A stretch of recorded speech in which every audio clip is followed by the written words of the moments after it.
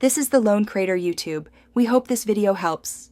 In this video, I will explain how to fix a Jeep Cherokee window. First, diagnose the problem by listening for sounds when you press the window switch.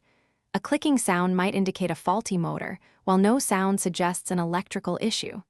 Check the fuse box for a blown fuse, which is a common and easy fix. Also, test the window switch itself for proper function. This initial diagnosis saves you time and effort. To access the window components, you will need to remove the door panel. Begin by carefully locating and removing all screws, often hidden under trim caps or armrest covers. Disconnect any electrical connectors, such as those for the window switch or door lights. Gently pry the panel away, starting from the bottom, to release the retaining clips.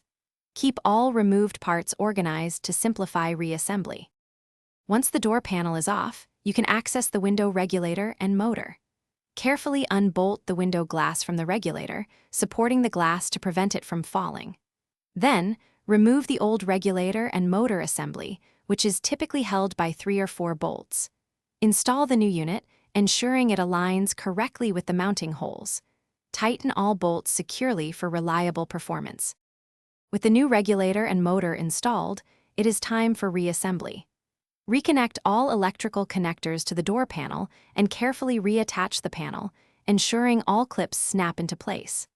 Before fully securing it, test the window operation several times to confirm smooth, consistent movement. Finally, check that the window seals properly against the door frame to prevent water leaks. Thanks for watching.